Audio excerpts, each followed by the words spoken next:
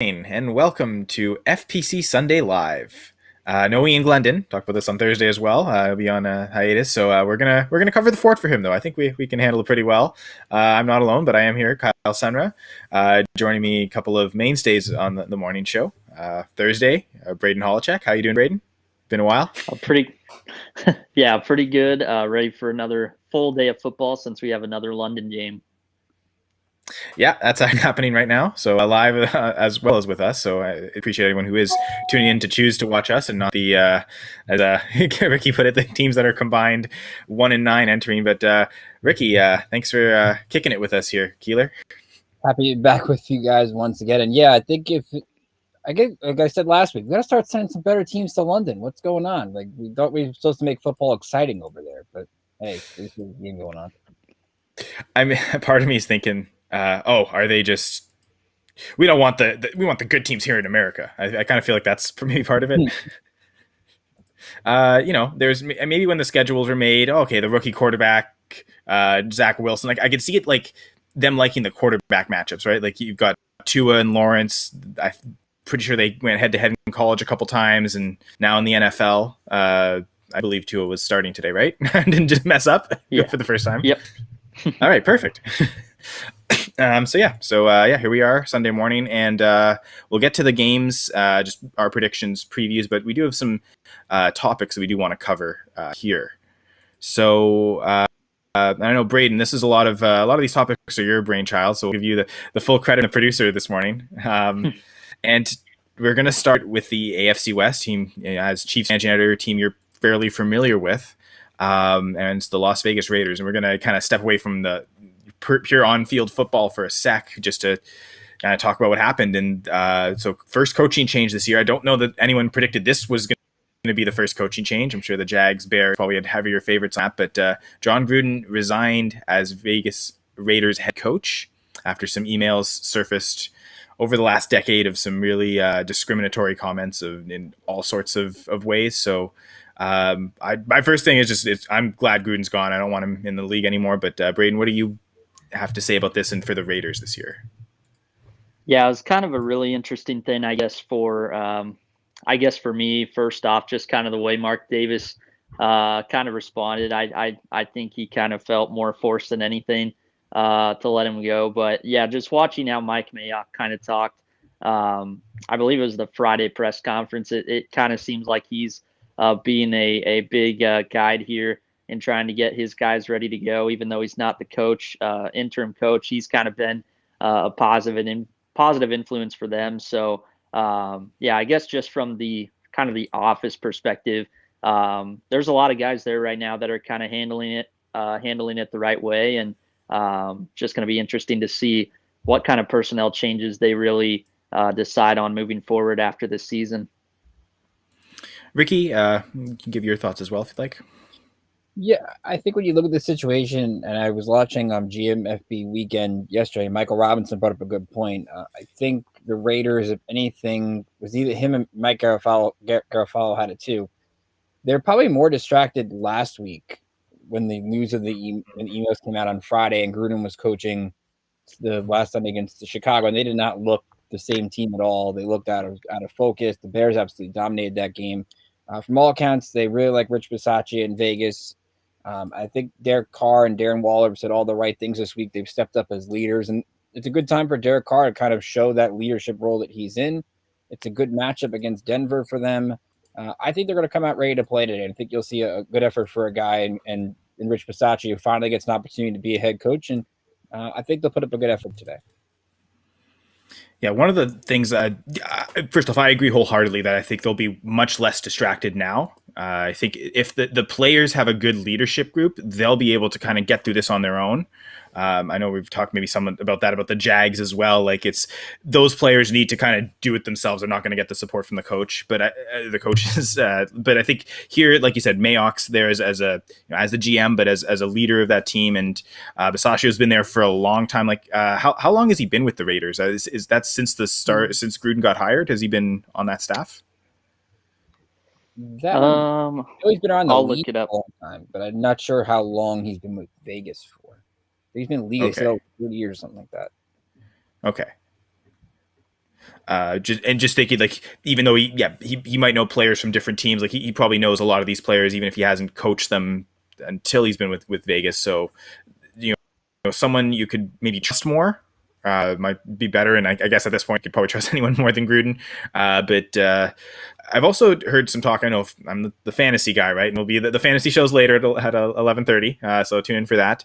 But one of the things I heard about fantasy is what's Bisacio's offense going to look like? And I mean, he's the special teams guy. I really feel like Greg Olsen is now going to have full reins on this offense, play calling and everything.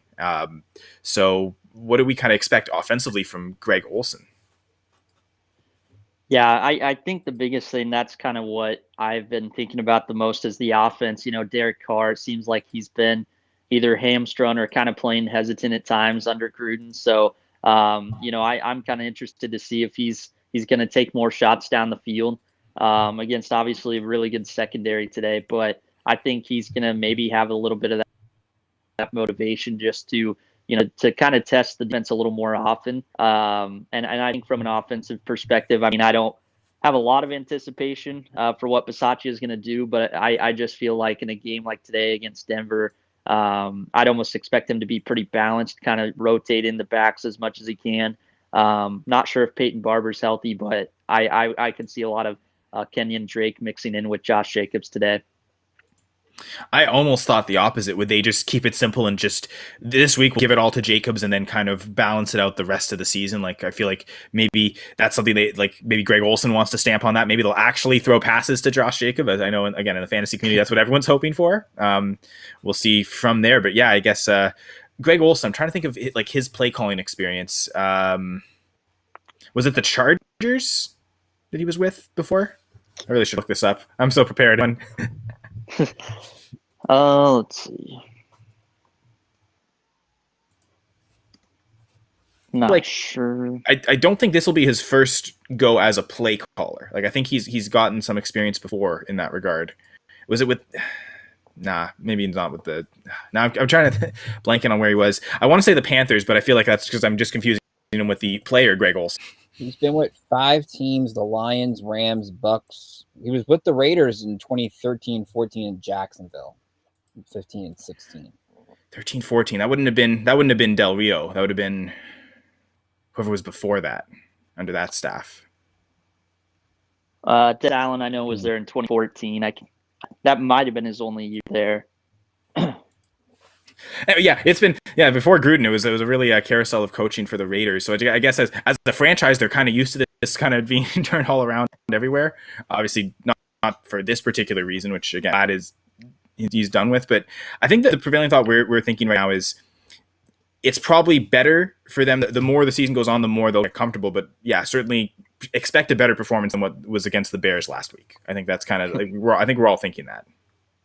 Right, and it's just I think kind of have that freedom now across the board. I think to kind of go out, not necessarily like freelance, but I think you have that freedom to kind of go and play just loose right now. You don't have to worry about what's going on. I think in the front office or around this team, just taking care of business today. I think that's going to be the main point that the team wants to handle. And very quietly, this is a swing game for both teams when you think about it. You look at the AFC standings, it's early. It's too early to do if the season ended today. But in terms of teams in the conference are 3-2 in the AFC, there's 5 of them. The Titans, Bengals, Raiders, Broncos, and Browns. 2 of them playing against each other today. Cleveland's playing Arizona. So whoever gets the win here has basically the head-to-head edge on the other one. So very quietly, a big AFC game today. Mm-hmm. And also the other teams in the AFC West, right? You want to, and who knows what's going to happen? Chargers, Ravens, but if the Chargers win, you want to stay one game behind them if you're both these teams, and if the Chiefs win, you want to stay one game ahead of them, right? You want to be keeping that pace going with both of those teams that look to be really strong, heavy favorites in that AFC West. So if you're either the Raiders or Broncos, you need these wins against the other team to keep up with those two. So any, have we wrote out this pirate ship of Raiders talk enough, or any other anything else anyone wants to add? I'm good. All right. So the other topics, which I have listed somewhere. Braden, do you remember what this topic was? Man, I'm such a great host this morning. Jeez. I guess next up, if we want to talk about Cardinals Browns, and just a lot of major pieces missing on each side potentially. Cleveland has Nick Chubb out with a calf injury, did not practice all week. Malcolm Smith, linebacker, also out with an abdomen injury. They have 10 total guys that are questionable today.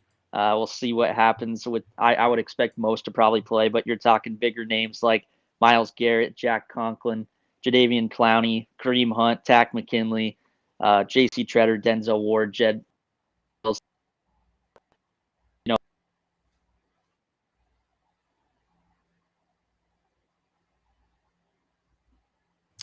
Oh, I guess Braden's also questionable to return. No, he's back. Sorry about that. That was very Cardinals. Cleveland Browns of you, Braden. So way to buy into the team there.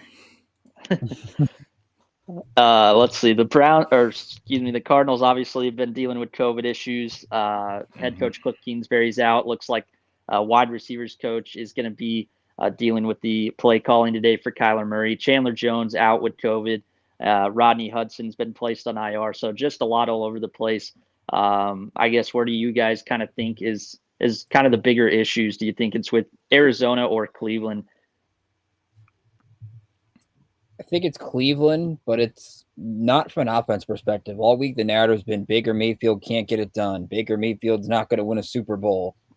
The Browns did just score 42 against the Chargers last week, and to me, it's an overreaction to one bad drive at the end of the game. I mean, it's going to take a little bit for Mayfield to get the chemistry with Odell Beckham that he needs.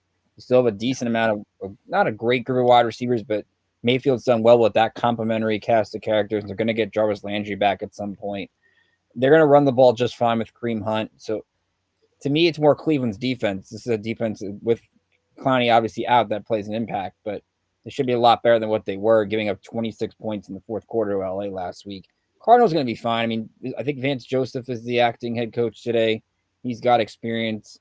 But you wonder with Arizona, last week they struggled offensively. And I like that they're more balanced, but this is a more desperate game for Cleveland than it is for Arizona. So we'll see if that plays any factor.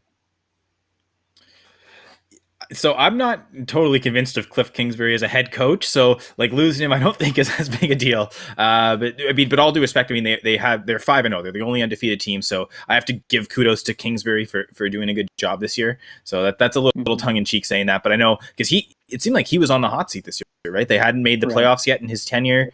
You know, they've had Kyler Murray who's put together some pretty decent play. They've had really good defense as well over the time. Now the offensive line has really caught up here. So all the recipes this year were the players were set. Like the team was built, and as a coach, you had to get to the playoffs. And so far, so good for them. But we'll see how long they can keep this unbeaten streak alive. But I think I'd agree with you, Ricky, that it hurts the Browns more because of who those pieces are. Myles Garrett might arguably be the best player on the team. And the second best player on the team, you would even say, is Nick Chubb. I mean, so a lot of great offensive linemen as well. I mentioned Conklin, who you might like those are all the guys you would consider the candidates to be are the best players on the Browns, and it's a lot of guys that are questionable. If you had Chubb, you wouldn't worry about potentially missing Hunt so much, and vice versa. But if both are out, that really hurts that run game. I know that offensive line has been so good, but Dearness Johnson. Or I guess the rookie Demetric Felton would probably be the main running backs and have to carry the ball a lot. So I'm sure they're hoping Hunt's healthy, but certainly guys like Garrett and Conklin, you got it's a game of trenches. If you can get those key linemen active, that's really going to help. And I guess the key thing for Arizona too, you have a quick turnaround after this game, so not just trying to stay undefeated, but you have Green Bay coming in Thursday night. So how quickly are those guys going to be ready? What's going to kind of happen to the team psyche if you kind of lose today to Cleveland, and obviously have another good team and quarterback coming into your own building Thursday night. I guess I know, Ricky, you said that you think Cleveland's more desperate, like need this win more than the Cardinals, right? Yes, I believe that. I think if you look at Arizona, I mean, they're right now, I think they've established themselves as one of the better teams in the NFC. They're going to add Zach Ertz next week, which is an excellent trade for them at tight end. So this is not really the same full group of players. I don't think you're really expected to play well without your head coach. So if Arizona went on the road and laid a stinker this afternoon, I think people aren't going to be disappointed in how they're playing, because I do think you've seen good things from them. Chase Edmonds and James Conner have been more involved in the criticism for Kingsbury last year. There's no balance. They asked Kyler Murray to do everything. And now they've kind of calmed that down. He's not running as much because he's got A.J. Green. He's got Rondale Moore. He's got Hopkins. And now he's got Ertz to play with. So I think that's even a better thing to keep Kyler in the pocket.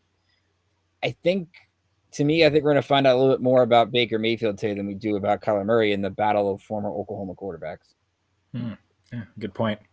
I guess the only reason I would disagree is that the division looks tougher for the Cardinals at NFC West. Now, Russell Wilson being out, maybe that takes the Seahawks out. The 49ers dealing with some questionable quarterback play anyway, so maybe that's not as tough a division as we anticipated at the start of the year.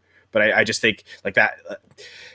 I guess the Bengals have done better than we expected, and I guess maybe that's the thing for the Browns is they might not be second in that division. Because I think the Ravens kind of look like the favorites in that division, which I guess we'll transition over to the next topic, Ravens-Chargers, looking at that game. Mm-hmm.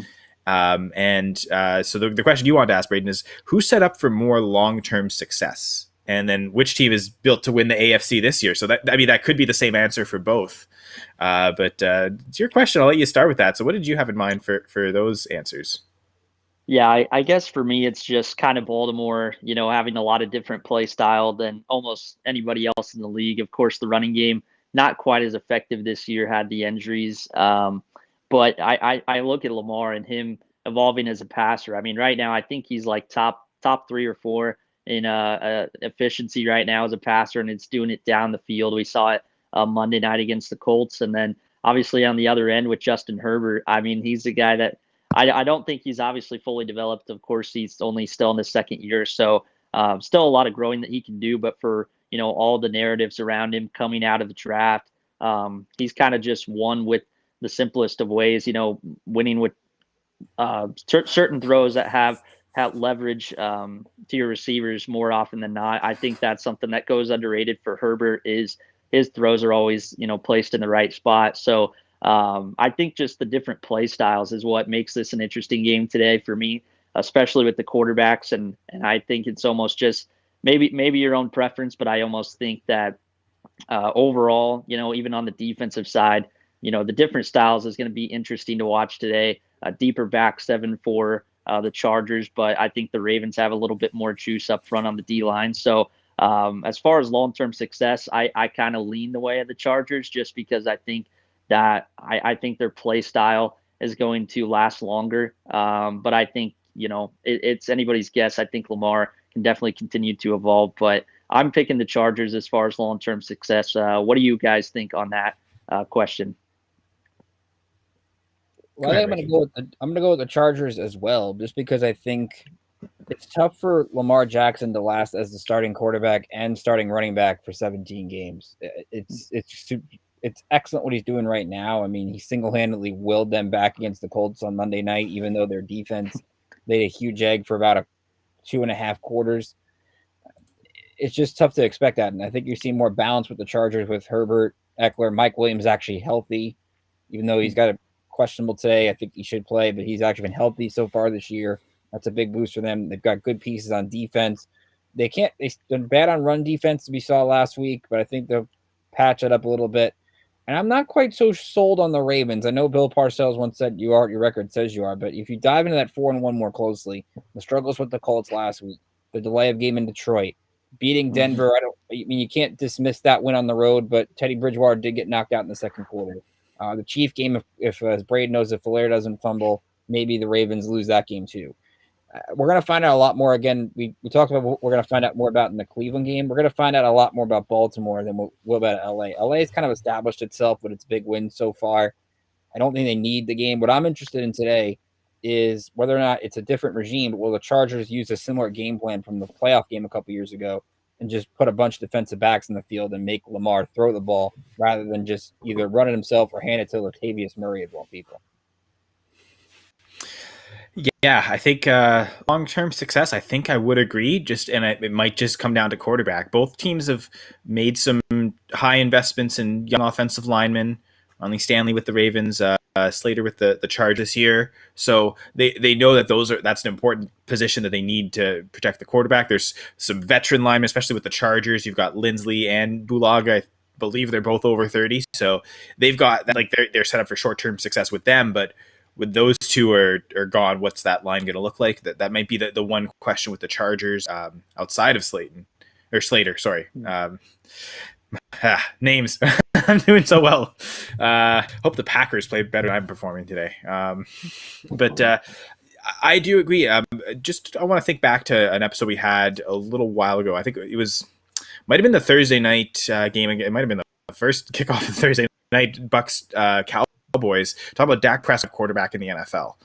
And if you answer yes to that, then Herbert needs to kind of jump one of those five, and maybe Wilson, who knows what he's going to be like after missing the first game of his career. What's he going to come back from? Maybe he falls out of the top five, and maybe Herbert's the guy to kind of jump in there in the future.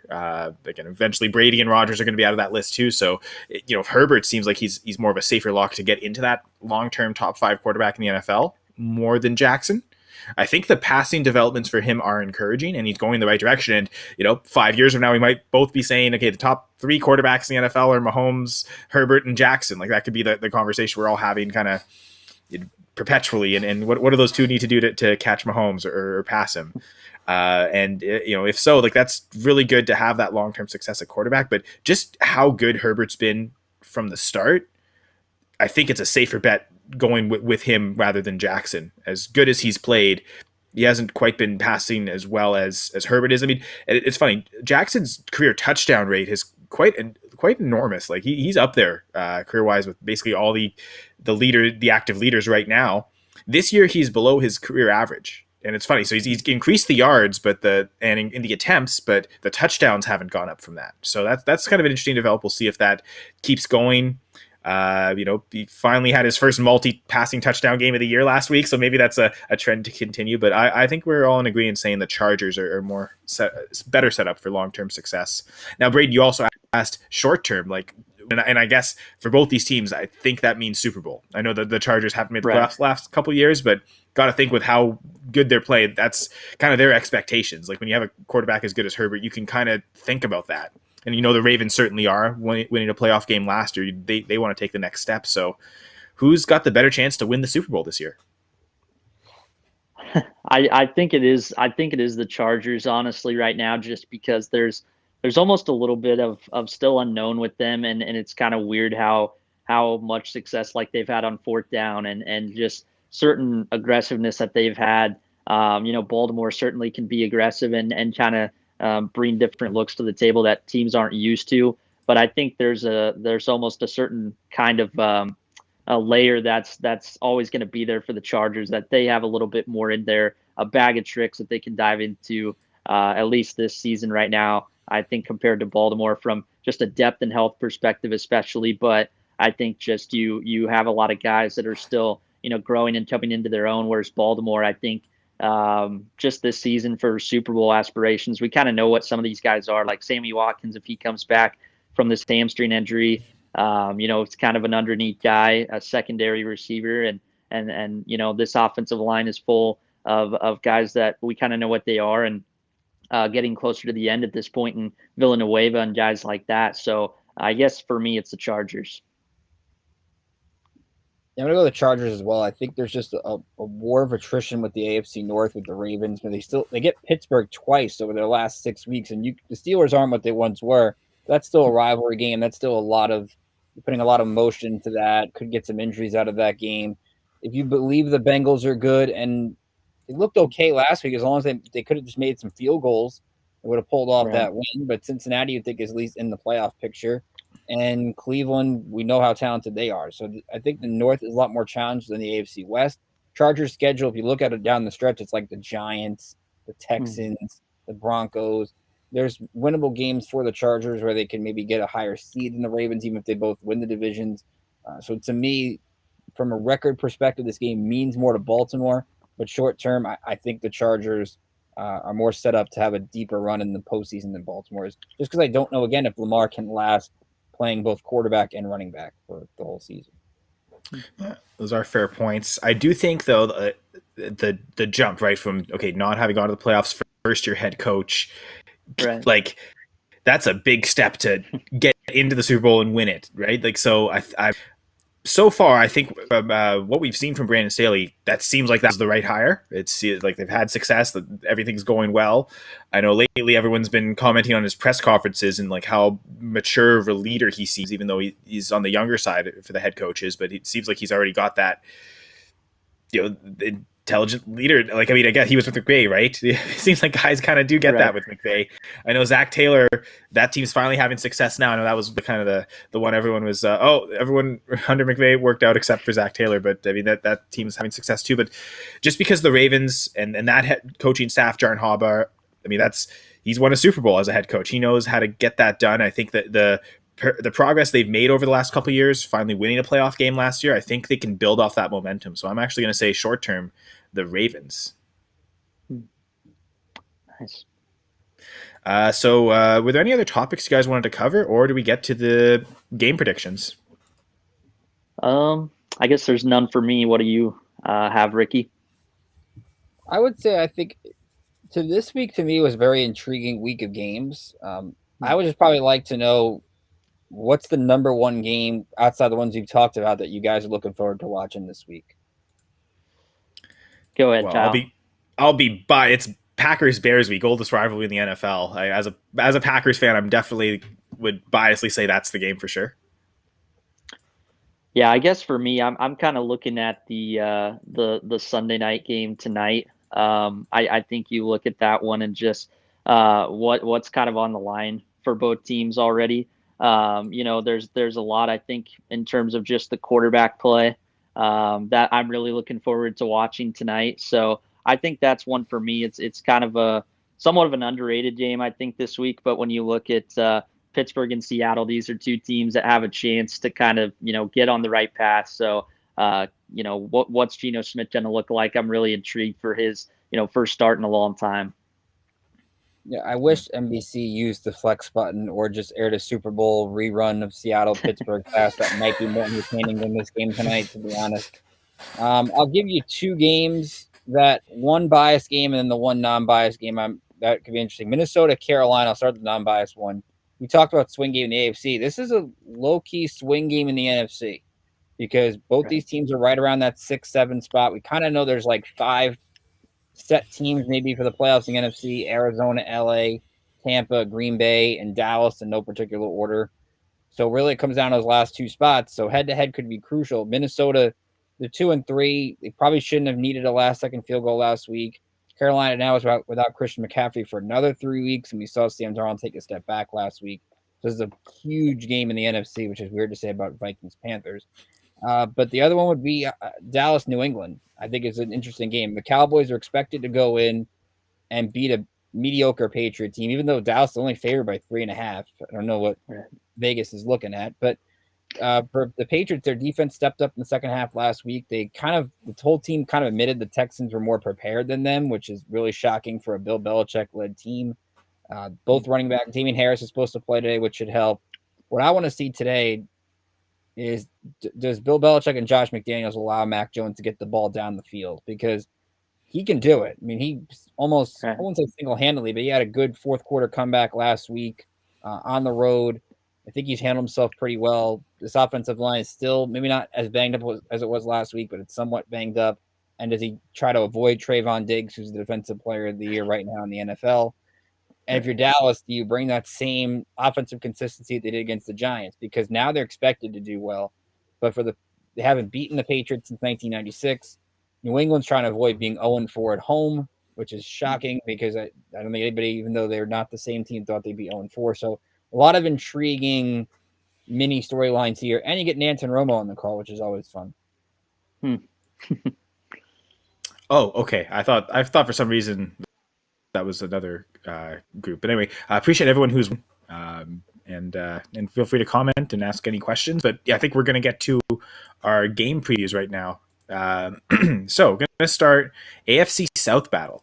Houston Texans, Indianapolis Colts. The Colts are favored by 10.5 here, which has gone up. I remember at the start of the week that was around 9.5. So as the weekend's gone on, maybe T.Y. Hilton getting activated off fire. I don't know if that was enough to force up a point or two, but it seems like the Colts are getting heavier and heavier favorites as the week goes on.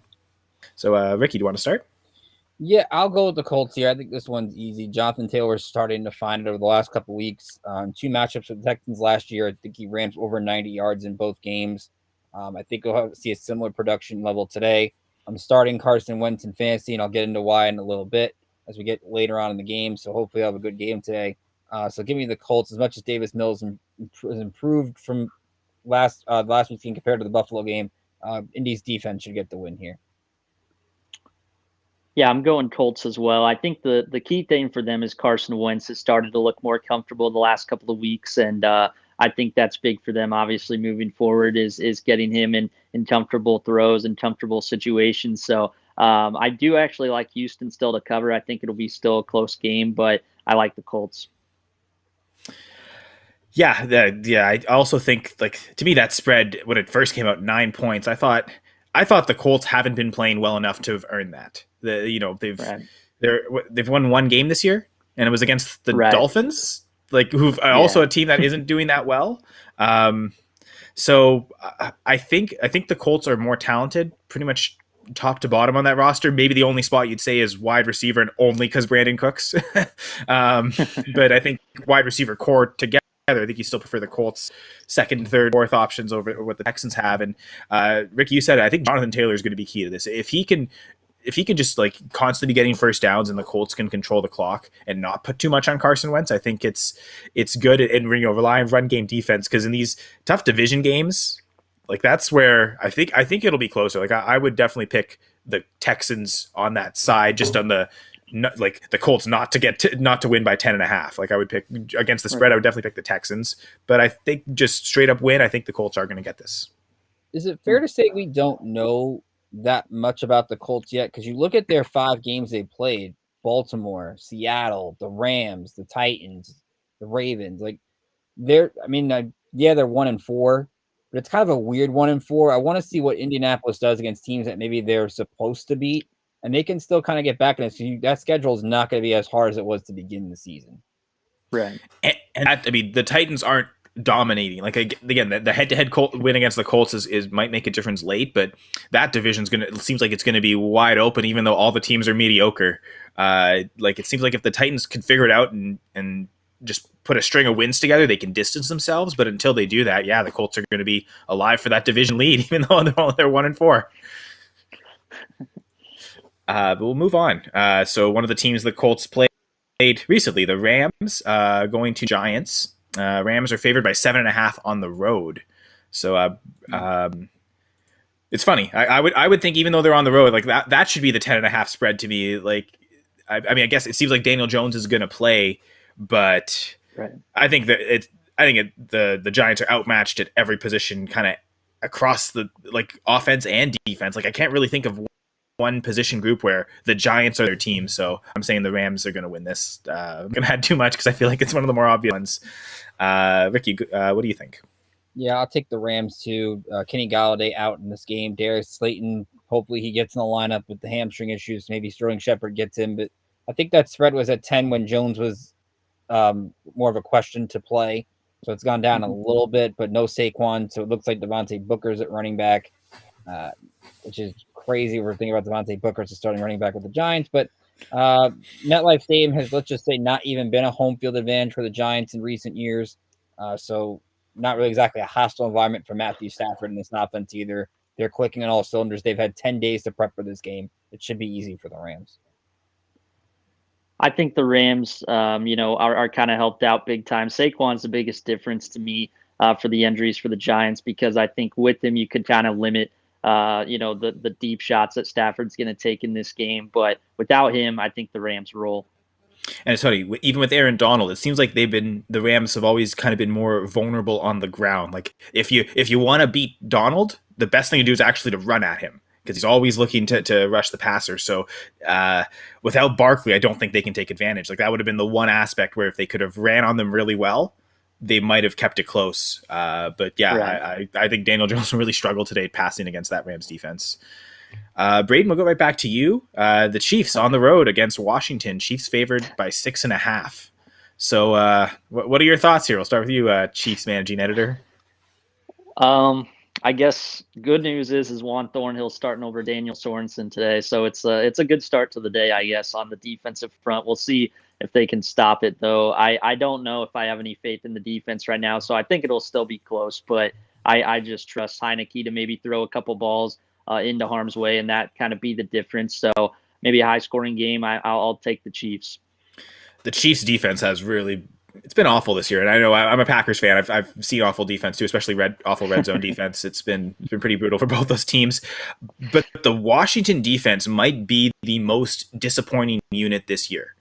They just have not looked like the unit that everyone thought might be the best in the league, and they would have really needed that to keep this game close. I think Heineke may be a better quarterback than Ryan Fitzpatrick, so maybe it's a stroke of luck that he's been starting so many games for them and keeping them in them, and even the comeback win against the Falcons. But this is the Chiefs. This isn't the Falcons, so I think the Chiefs will win this. I would even pick them to cover that 6.5 point spread. Ricky, what do you think? It's tough to see Washington win this game for a couple reasons. One being you also had Terry McLaurin add to the injury report late in the week. I mean, that's maybe he's going to play, but you wonder how effective he's going to be. Antonio Gibson's battled injury over the last couple of weeks. I think they could use Gibson, maybe control the clock a little more, which is weird. Against this defense, you kind of still want to limit Patrick Mahomes' possessions. But Jack Del Rio's on the hot seat in Washington. Their defense is a shell of what it was supposed to be. I think the Chiefs will be fine. Patrick Mahomes will make enough plays to win this game. I'm interested to see their backfield mix with Darrell Williams and Jerick McKinnon. Do they still go to more a run balance, or does Patrick Mahomes throw the ball 55 times? And if he does, the way he's been throwing it's going to lead to some interceptions. I think it's going to be close, but again, we're applying former Patriot logic to the Chiefs. Last week it let me down doing it, but I'm going to do it again. I don't think they're going to be 2-4. I can't see a Patrick Mahomes-led team being 2-4, so the Chiefs have to win this game. Yeah, and then part of the reason they have to is the Chargers doing so well in the AFC West, and we've hinted at this. They played Ravens. Ravens are 2.5 point favorites at home, so far the lowest spread we've talked about. So Braden, what do you think? Yeah, I'm going Chargers here. I think there's going to be just a lot of emotion from the Ravens side coming off that comeback win, and I just think right now their defense is built to make more stops, I think, against Lamar than the Ravens are to do against Herbert. I think there's a lot of plays in this game where it's going to come down to, I think, just the aggressiveness of these teams on late downs, third or fourth down, and the Chargers I think I trust more right now. So I'm going LA, even though it's a cross country trip early afternoon. Ricky? Yeah, I'm going with the Chargers as well. Just because, again, like Braden said, short week for the Ravens. I think the Chargers have more balance in their offense. If anything, if you wanted to either play shootout with Jackson or use Austin Eckler as a way to control the clock, keep Lamar on the sideline, you can probably play both aspects of it. Both teams, Baltimore's off an emotional game, but to be fair, LA's off an emotional game, scoring 26 in the fourth quarter against Cleveland. So, both are kind of in that mix. I just think LA's going to have a better defensive plan for Lamar Jackson, maybe not to stop him, but to contain him. It's close. When it's close, it's always tough because Justin Tucker can always kick a last-second 70-yard field goal or something like that. But I'll still take the Chargers on the road.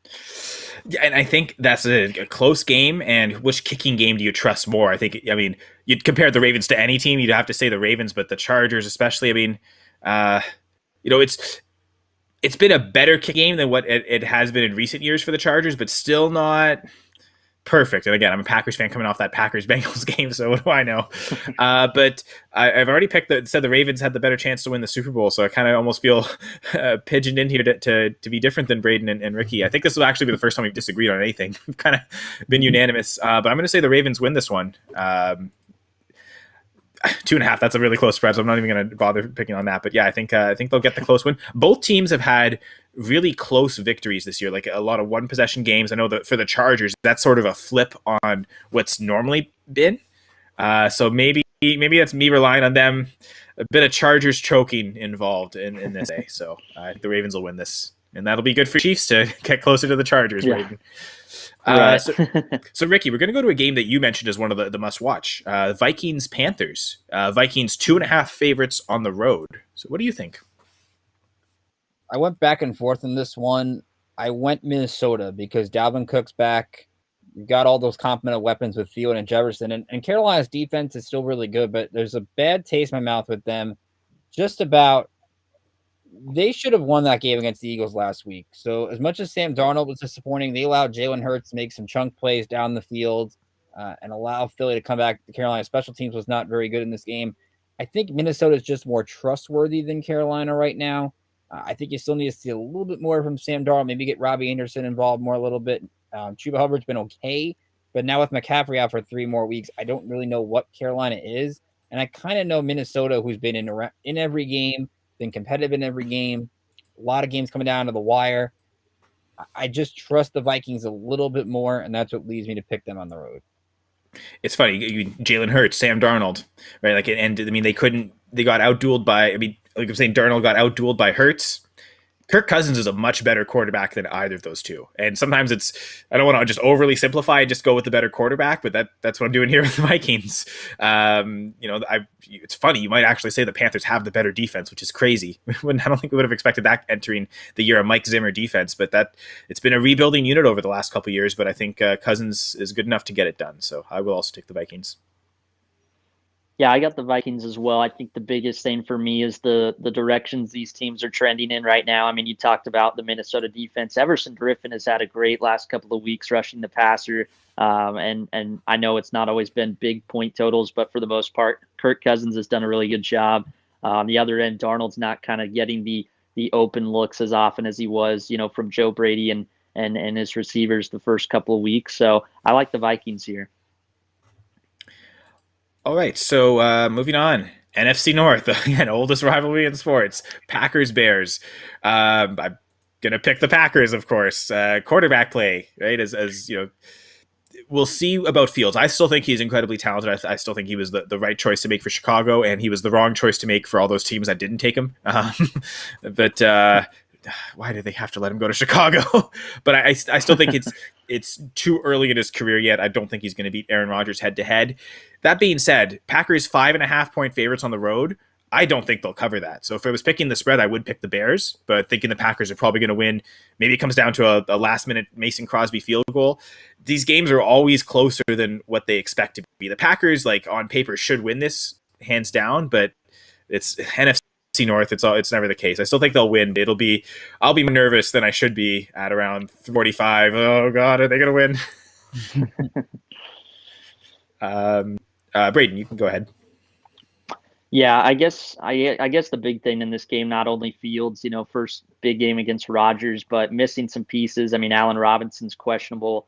Obviously running backs. Montgomery was already out. Now Damian Williams is on the COVID list. Khalil Herbert had a decent week last week, but I just don't know if he can be, trusted on as kind of the number one guy right now as a rookie. So I think the Packers honestly have been playing a little bit underrated defensively. I know it was tough against Burrow last week, but I like kind of the strides they've made here and there. So I like the Packers.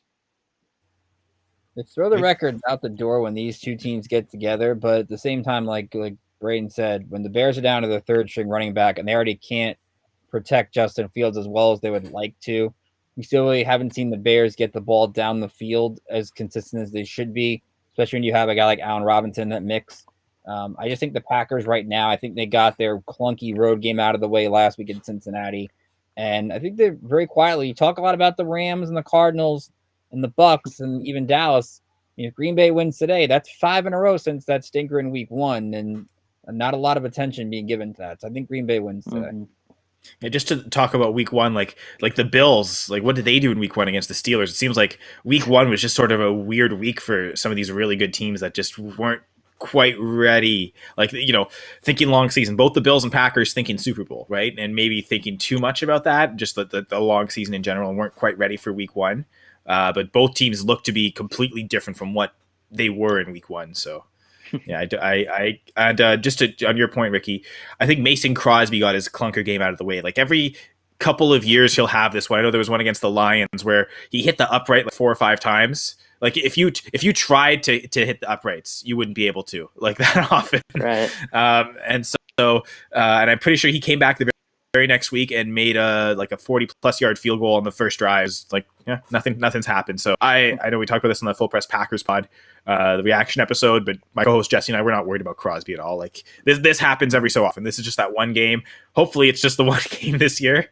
But yeah, and hopefully the Packers win this game, because and just to points that were made earlier about like I think that we talk about Broncos Raiders, right? This is a key point record wise for both of them. Chargers Ravens. I mean, if the Packers beat the Bears, they get a head-to-head game, and obviously there's another one to come, but they get the road win in Chicago and they put themselves 2 games up.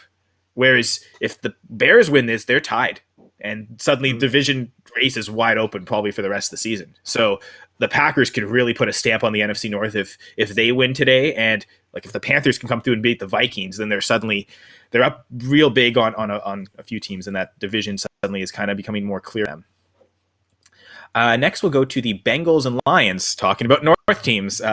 Braden, Bengals are 3.5 favorites on the road. Yeah, I like the Bengals here. I think right now Joe Burrow's just in this zone that he can't be shaken out of. I mean, Jamar Chase having a touchdown every week. It's kind of funny looking at the preseason that he had, of course.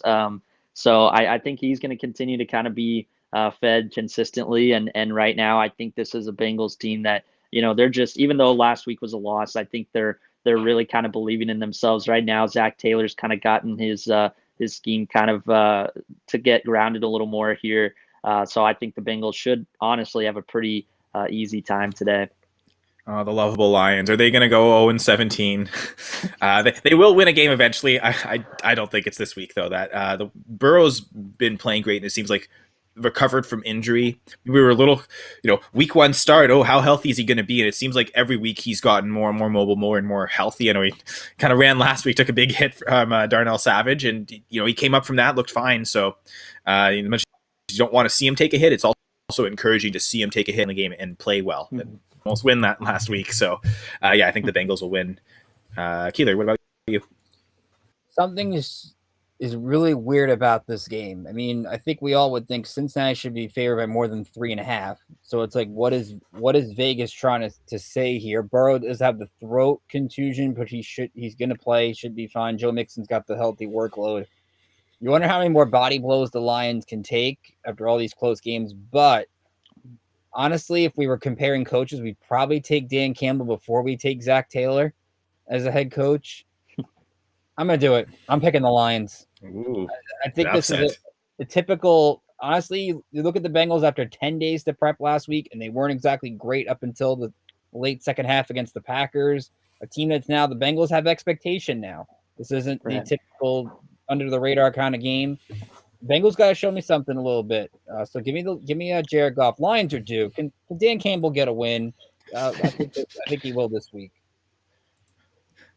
Maybe. That is interesting though. Zach Taylor or Dan Campbell. Yeah, I don't know. I might take Zach Taylor actually. I like some of the stuff he's done this year, but it's taken him 3 years to get to that point, to be fair. Whereas Campbell, we already kind of like what he's doing as a head coach. I just think that roster is not maybe as talented as some of the teams they've or maybe all the teams they've lost to. But now we get to the 4:00 Eastern games, so the later afternoon games. Let's start here with the Cardinals and Browns. Browns are 3-point favorites, and again, it's the question: what hurts more, the lack of players or the lack of coaches? I would say, again, I'm not so convinced of Kingsbury, so I would say the lack of players is maybe more concerning. And I think the Cardinals keep the unbeaten streak alive, go 6-0, and get the road win against the Browns. What do you think, Ricky? I'm actually going to disagree. I'm going to go with Cleveland. I think, like I said at the top of the show, they're the more desperate team here. I think Arizona is kind of in that mode with their coaches and COVID protocol. I don't think, again, they've got their full complement member. Zach Ertz is ineligible to play today because he got traded. Played in the Thursday game with the Eagles, so he cannot play today. So you think it's now you don't really have a tight end that could hurt in this game. I like the Browns being able to run the ball and keep Kyler Murray on the sideline. You get a lot of Kareem Hunt today, mixed with the other backs as well. I know Nick Chubb is out. I think it's really weird. When you give Baker Mayfield a chip on his shoulder, more often than not, he usually has something to prove. Browns have been in every game. If they can keep this game close into the fourth quarter, I think they pull this one out at home and get to 3-0 at home on the season. I'm also going Browns. I think it's a little bit of the play style for me, even without Nick Chubb. I think you look at the trenches, Arizona not having Rodney Hudson not having Chandler Jones. I think this is a game where, the play style of Arizona, they could get punched in the mouth pretty quickly. And I just kind of see that riding throughout the entirety of this game. So, and Ricky mentioned the chip on Baker's shoulder. I mean, that was a game for the most part last week. He looked really, really good. So I think he's, going up against a former teammate in Kyler Murray. That's a lot riding on the line for him in this game. I like Cleveland. And I mean, I guess, yeah, I misspoke a little bit because it's not like the Browns are the only one that are missing players. It's a good point, Braden, talking about lack of Jones, lack of Hudson, especially, who's seems like he's really changed that offensive line coming in. I know they've added a few players, but certainly you get a veteran center like that. It kind of everyone else suddenly lines up a little bit better, and your young quarterback doesn't have to make as many reads himself to get that support. So that could be. If the Cleveland defense really confuses Murray, maybe that's something where the lack of Hudson really hurts the mental side. Right. Braden, we'll stick with you here. AFC Right. West matchup here. Raiders, Broncos. Broncos are 5-point favorites at home. Yeah, I think I like the Broncos just because I think right now there's a little continuity themselves. And does is continue to put comfortable situations, at least gives them a chance. And this Devontae Williams, I think, is going to have a big day. Melvin Gordon a little banged up, looks like he might play, but kind of taking that role and ran with it figuratively. So give me the beer. They're at home. I think they'll be pretty comfortable in this one. Ricky? I'm going to take the road team. I'm going to take Vegas here. I think there's a team that's more focused than they were a week ago. I think they got the right leadership in that locker room with Carr, with Waller. You heard them, like I said at the top of the show, say all the right things this week. And I think Denver's offense, the last 2 weeks, they have Baltimore, they were terrible, albeit with the quarterback issue. And Pittsburgh, they really didn't get it going until late in the third quarter, early fourth quarter. I think Vegas, you can kind of excuse the one stinker against Chicago. And from a non-X-Nose perspective, Derek Carr looked like the MVP in 2 games I didn't play him. I played him the last 2 weeks. He stunk. I'm not playing him this week. Therefore, Derek Carr is going to do really good. So I think the Raiders will win.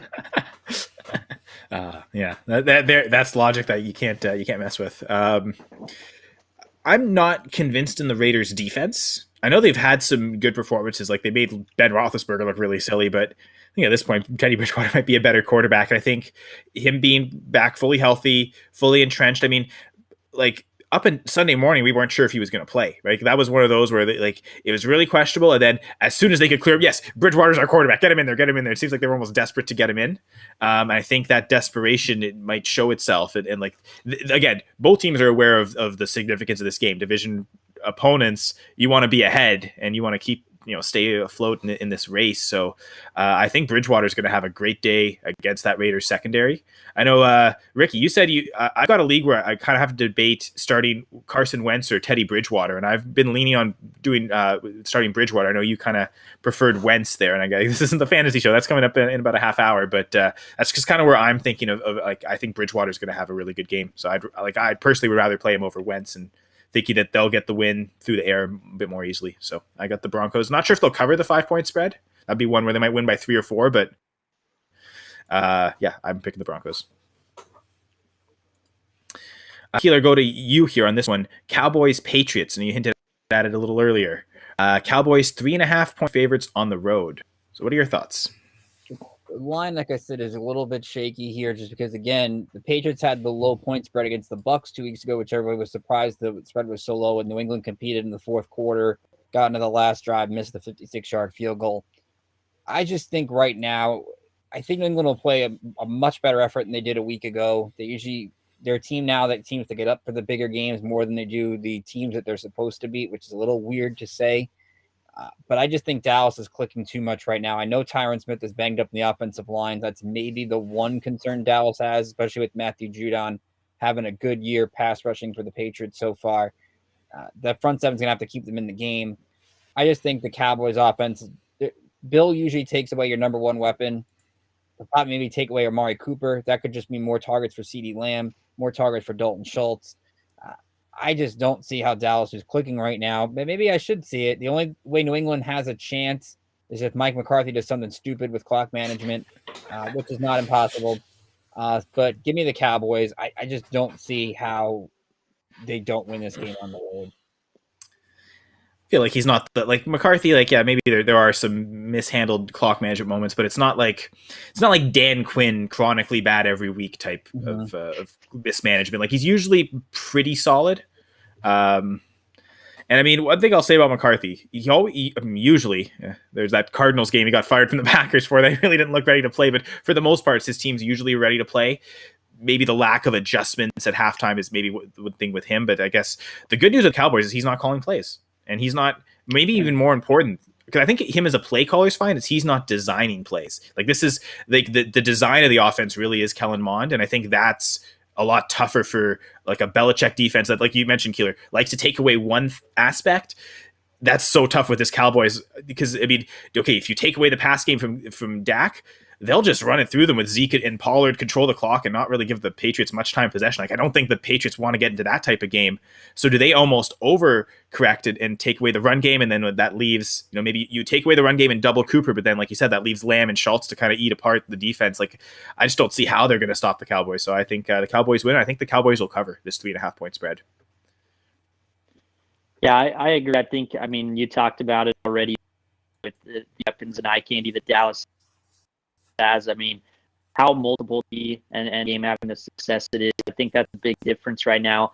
Dak, I think, is quietly, playing at an MVP level. Everyone wants to talk about, I think, Josh Allen and some other guys, but I think Dak right now has been maybe if not, the best quarterback through the first 5 weeks. I think he's been right up there, and he's just making every decision correct. There's some throws into tight windows. The ball is right there, perfect for where the receiver needs it to be. I just don't think the Patriots can sit down the Cowboys offense like Dallas. And the Sunday night games, Seahawks at Steelers. Oh God, what a great way to end the football week. Steelers 5-point favorites, and I think a lot of that has to do with the lack of Russell Wilson, and now it's Geno Smith. I do wonder, with Russell Wilson in the game, if the Seahawks actually would have been favored on the road. So are they saying, like, basically that change in quarterback accounts for maybe like 7 or 8 points against the spread, and then just swings over to the Steelers? I think the way their defense has been playing, I will take this. Might be, again, close game, 3-point win, 2-point win type thing. But yeah, I'll take the Steelers here. Ricky? Yeah, I think to me it's just the easy logic here is the Steelers, they've got the running back, they've got the wide receivers, they've got a defense. Seattle's got no quarterback. Even though I think Geno Smith will be okay, he's used to the system, but you can't trust him. No running game because Chris Carson's not there. An offensive line's banged up, and a defense that gets shredded. Which really, what does Seattle have? Maybe they'll get like Matt Hasselbeck out of retirement or something. I don't know. But I think the Steelers should win this game. They should win it pretty easily. But there's always the wild card of how good Roethlisberger is going to be. No Juju Smith-Schuster. Maybe we'll see if they can get some other guys involved in this offense. That's really the only question mark and the only reason you might want to watch this game. Honestly, the baseball game might be more competitive tonight than the football game, but Pittsburgh should win. Oh, is it? Are we expecting a blow in the baseball game too? No, not. I mean, if you go in game 2 playoff game in the championship series, and then you got a Pittsburgh Seahawks game that's a blowout by mid-third quarter, you might want to flip the channel. See, okay, even I might do that as the non-baseball guy. Sorry, Braden, go ahead.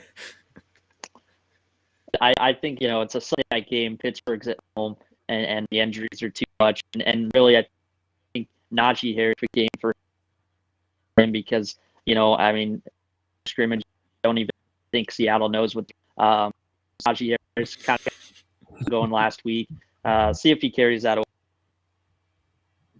So, and to kind of tie both your points together, if the passing game with the other receivers isn't working, Harris as a receiver has been good this year. Made a lot of catches, and it seems like that's an aspect that Juju, his low ADOT air yards depth of target is super low, right? Like close to line of scrimmage, a lot of like dump offs you'd give to the running back kind of in that same area of the field. So you can almost maybe replace Juju with the running back. I guess the one last thing I'll ask is, which coach do we trust more, Tomlin or Carroll? I know they're two coaches who they've had success, they've won Super Bowls, but have also been kind of pretty heavily criticized over the last few years. So which coach has your trust? It's Tomlin without question. I just think I think he's a better leader. I think Carroll sometimes can just can get a little easy, a little too out there as far as just doing things that are unnecessary. So to me, it's not close. I like Tomlin. Kick it over to Keeler. I'm going to go with Tomlin as well. I don't think Braden and I are going to be like well received if we ever go to Washington with all the Seahawks things we've had in the last like 5-10 minutes. But it's I don't think what is Pete Carroll supposed to do when basically the bulk of his units are not healthy? It really comes down to just Seattle doesn't have the depth to kind of withstand all of what's going on in a tough division. And yeah, they've had 10 days. And it's like I said, I don't even think Geno Smith's going to play that bad today. Because if you think about it, look at 10 days ago. If Tyler Lockett doesn't trip, maybe the Seahawks have a good chance to win that game. Yeah, that's a good point.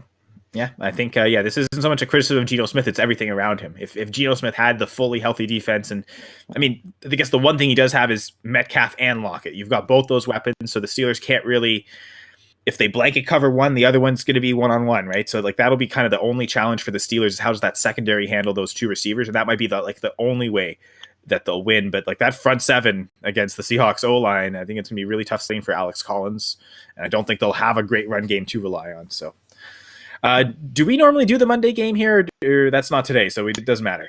Or do you guys want to anyway? I'm good either way, whatever. Just because so Bills, does anyone think the Bills are going to lose the Titans the way they've been on a roll lately? I know they lost the Steelers week 1, but again, aberration. The only way I'd look at this game different, haven't made a pick decisive on it yet. I've gone back and forth. I look at the Bills' schedule going forward. When else is Buffalo going to lose if they don't lose this week? Their schedule is Cupcake City over the next few weeks, and we know they're as good as the Bills are. They're not going to go 16-1, so there are going to be some losses mixed in. Derrick Henry can run the football against them. We saw it a year ago. They can control the clock. A.J. Brown's coming back. Julio Jones is coming back. To me, it's all on Ryan Tannehill. I think he needs to finally step up and have a much better performance. He's been terrible because he's also been one of my fantasy quarterbacks. I haven't had a good year at fantasy quarterback. But I think Buffalo has revenge in their minds. Remember, last year they played this game on a Tuesday. They weren't happy about that. I haven't made a final pick, but I actually kind of think Tennessee needs this game. Especially they got the Chiefs next week. So Mike Rabel can get these guys ready to play. I expect this game to actually be pretty close. Tennessee's defense, though, is a concern against this high-powered Bills offense. Okay, fair enough. Braden, do you want to add anything to that? Oh, not really. I think even with just the pieces coming back Buffalo right now, I think they're set right now. I think in their preparation, to beat these kind of teams that they've struggled with the last couple of years just physically. I mean, I think you look at Gregory Rousseau in the Sunday night game against Kansas City. That's kind of the opponent that, Brandon Beane drafted him to kind of play against. And I think it's something similar here with quick passes, trying to contain Derrick Henry. So I just think Buffalo defense, let alone right now, they're built so well to beat a team like Tennessee. All right. And just want to quickly update the Jacksonville Miami game in London. So it's almost halftime. Dolphins are up 13-10. Looks like both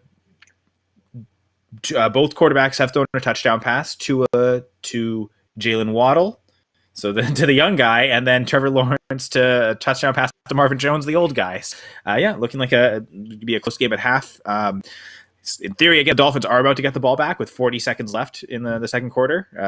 We'll see if they try and Hail Mary it to get in field goal range, or they just kneel down. I'm not sure, but looking like it's going to be 13-10 at halftime. So that'll be a close game for the second half. So if you don't want to watch that, though, come watch me on the Fantasy Live show at 11:30. So about 25 minutes from now. Going to talk sit-start questions that anyone has. Going to talk Draftkings lineups. Going to make one. I guess the one thing I could, if you guys want to contribute, the one question I kind of asked DFS kind of every week. Well, the first place you look at is, okay, you got to start one tight end. Well, who's that tight end going to be? So usually I look at tight end prices first. I know Kelsey on Draftkings at 7,000, Darren Waller 6,600, Mark Andrews 5,200. All of them seem underpriced. And so this week in Draftkings, I think it's you got to take one of those tight ends in almost every lineup. I don't really want to pay down too much a tight end. I really want to stick with one of those top three, especially on DraftKings. So I guess the quick question I'll ask you guys is, which of those three tight ends would you build a DraftKings lineup around? Kelsey, Waller, or Andrews? I think I'd go Kelsey just because Tyreek Hill a little bit banged up. And I think over the middle of the field, it's a little more vulnerable for Washington's defense than the outside personally. So I think I'd almost have to go Kelsey, especially when Kansas City's backs are against the wall. Ricky? For the sake of being different, I'll go Mark Andrews. I think the Ravens really only have two guys in that receiving core to get the ball to, him and Hollywood Brown, and both played well in the second half last week. So even if the Chargers get out to a big lead, Mark Andrews is still going to get the ball. He's still going to make plays. He had a couple of touchdowns in the second half on Monday. I think he's starting to break out after a slow start. So give me Mark Andrews here. And I will say, maybe almost to just tie it even further, this might be the week where you play two tight ends in some DFS lineups. Like, this seems like one where you kind of want both Kelsey and Andrews. I think, to me, Waller's the clear third. He's pretty close to Kelsey's price. Like, I think there's only about a $400 difference between them. So at that point, like, I'll find the extra $400. Give me Travis Kelsey for sure. And then I think it's like a $1,400 difference between Waller and Andrews. So you do get quite a discount at Andrews. So I think those are the two viable ones. So I think, a lot of lineups are going to have one or maybe both of those tight ends in them. So so stick around to see how I kind of approach the lineup, but I'll definitely play one of those tight ends. So yeah, that'll be something I do in the fantasy show. So again, I'm at Senra Says, so look for that in about, now it'll be about 20 minutes because I rambled enough, but we'll go around the horn and you guys can share and plug whatever you want. So Braden, start with you. Yeah, you guys can follow me at Braden Holecek 9. Follow us at FPC_Chiefs. We will be live tweeting, obviously, during the game. See if the Chiefs can come up with the win against the Washington football team. So articles recapping the game will be out early next week. And, of course, FPC Chiefs podcast. A couple of shows every week, Tuesdays and Fridays generally. So and you guys can follow us there. It'd be greatly appreciated. Awesome. And Ricky? Follow me on Twitter at Rickinator555, at RECK, letter I, Nader like a Terminator, and 3-5.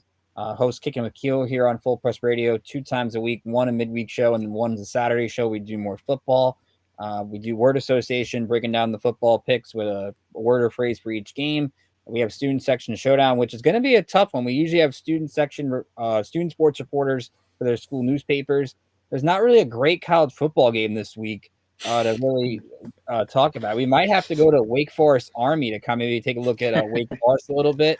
But maybe we'll put that in a poll on Twitter and you guys can vote on it. But we have a lot of fun doing that. Baseball postseason, NBA season. So looking for a mix of all sports. That's usually our midweek show, and Saturday is usually more of the football-based show.